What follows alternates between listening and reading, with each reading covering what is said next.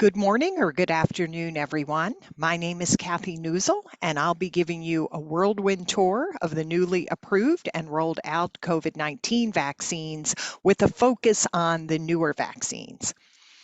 It was interesting for me to go back to 2020 and look at this article from the New England Journal of Medicine that reviewed vaccine platforms and attributes.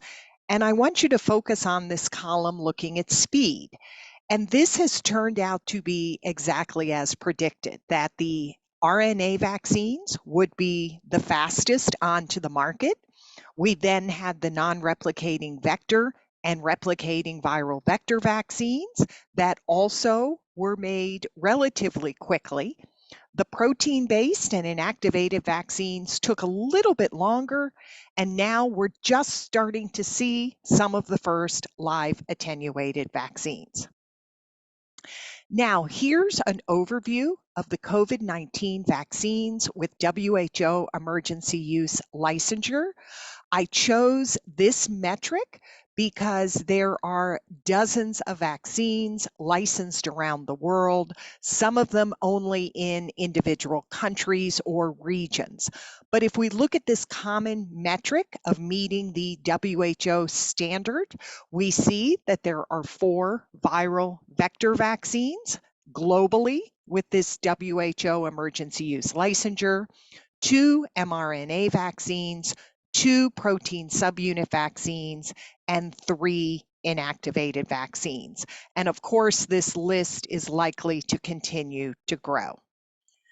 Now, what about our vaccine use? If we look at daily COVID-19 vaccine doses administered, we see that the peak of vaccine administration globally was in 2021 and really the second half of 2021.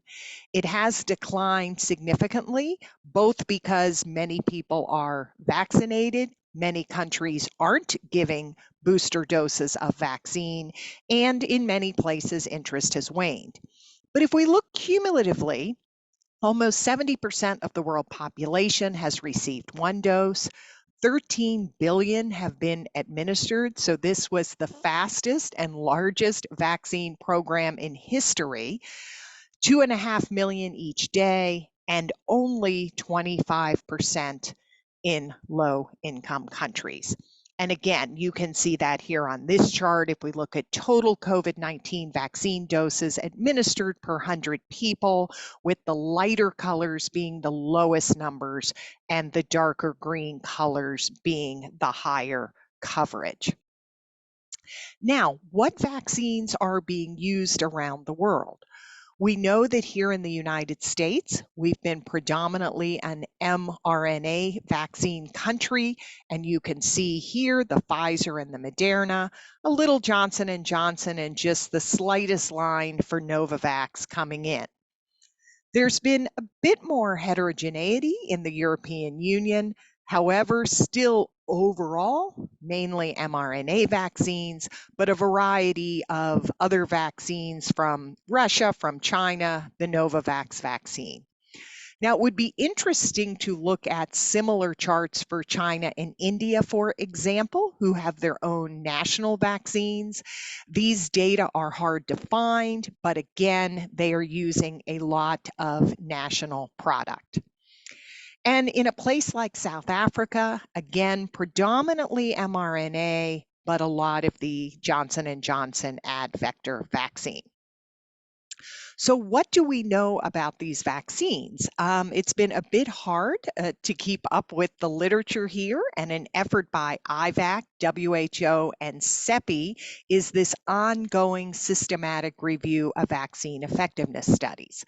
We know that predominantly we've had data on the mRNA vaccines, the advector vaccines, and to a somewhat lesser extent, the whole inactivated vaccines. Now, some of the newer vaccines, which have been rolled out more recently, we really don't have sufficient numbers yet for effectiveness studies, and it was difficult, and I'll talk about this, to do randomized controlled trials, and we have hybrid populations in terms of immunity. So let's look at this a little more closely. And again, this is the IVAC website here. In terms of vaccine efficacy studies in preprint or the published literature, there have been 39 studies in 12 countries. We see that many of these are in Europe and the Americas, but there have been 3 in Africa and 18 in multiple other regions of the world. And similarly, we see large numbers of Novavax, Pfizer, Moderna, AstraZeneca with the largest numbers of studies. Now, if we look at vaccine effectiveness studies, again, these can really only be done after rollout of the vaccine in a population. So these have really been dominated by the vaccines that were used in those prior graphs that I showed you, the mRNA vaccine, the AstraZeneca vector vaccine. And most of these have been done in Europe and the Americas, although we are starting to see some studies with other vaccines and in different regions. Overall, 394 studies in 45 countries. And again, if you want the details on any of these studies, this is a very comprehensive and up-to-date website. So what are the challenges with evaluating these new coronavirus vaccines that are being developed?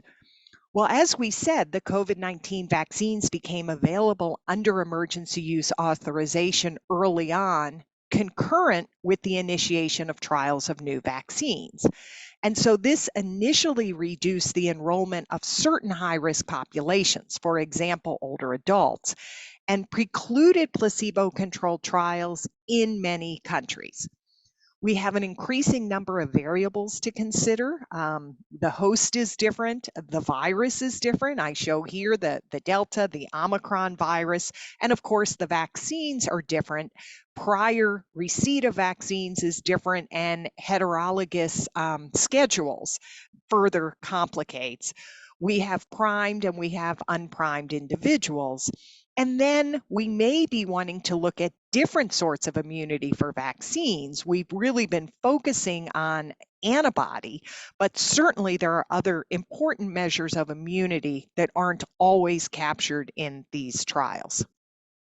So what about these newer vaccines? I'll give you an example of the Novavax vaccine, which is a spike nanoparticle vaccine with a matrix M adjuvant.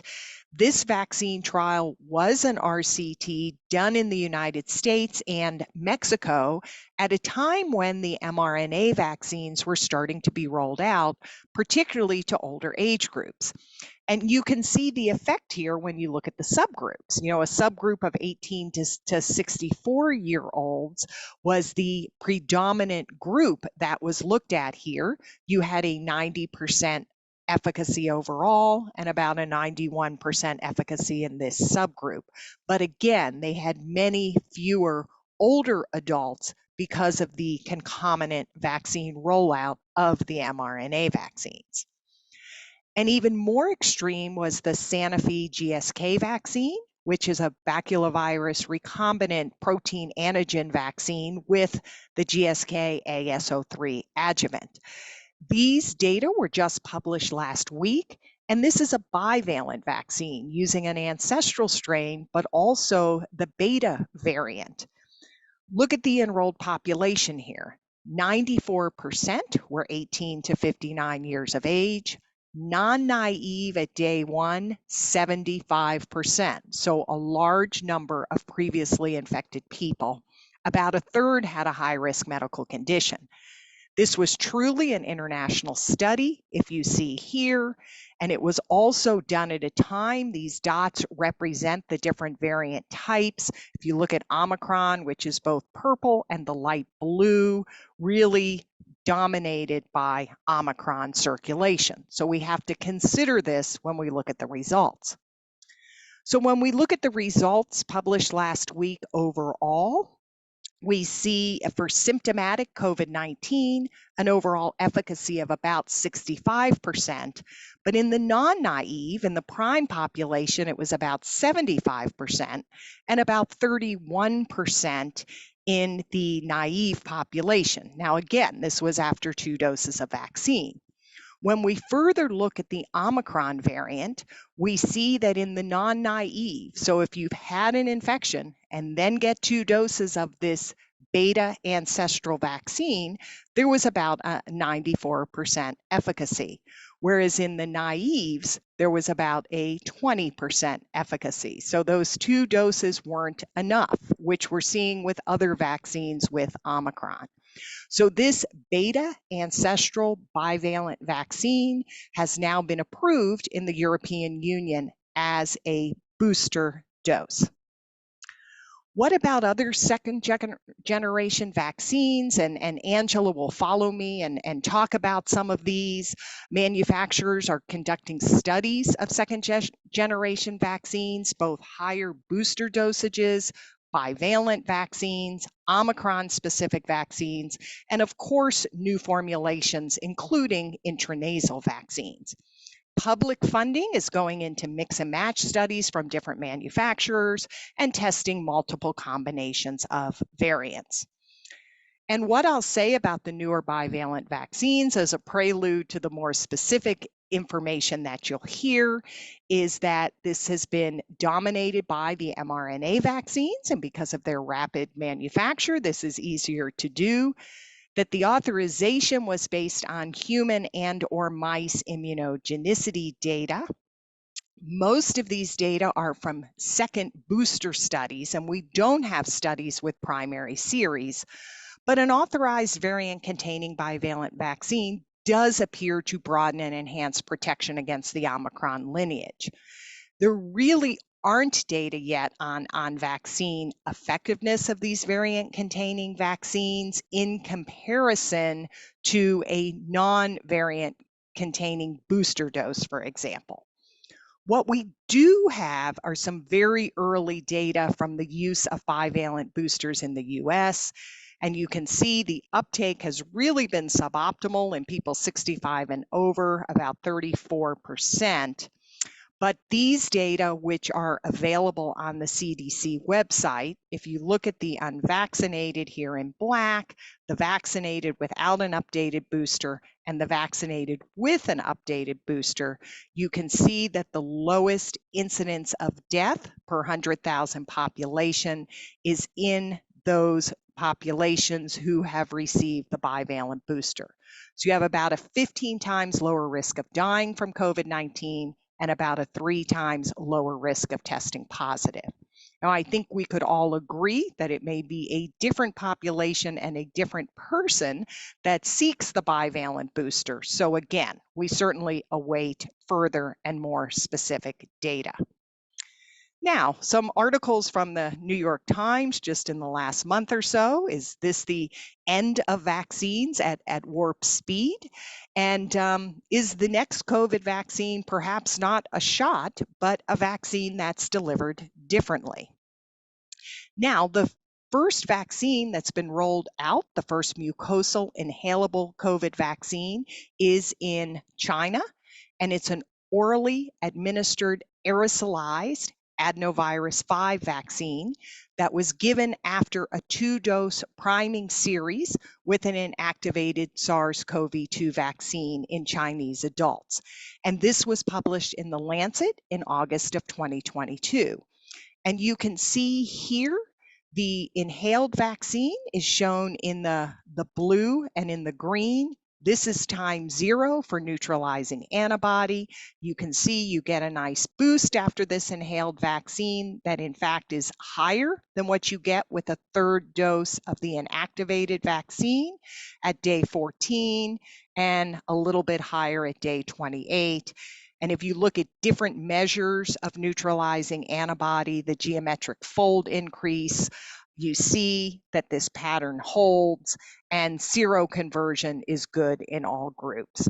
So again, here's an illustration here. It almost looks like a coffee cup with a short straw, and an aerosol is created in a blender type of machine, and then it is inhaled. So we look forward to seeing post-introduction effectiveness data from China on this vaccine.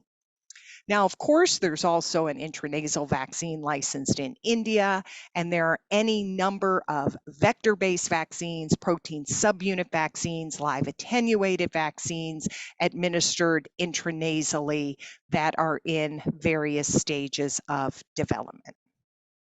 So, in summary, the pipeline of COVID-19 vaccines remains robust.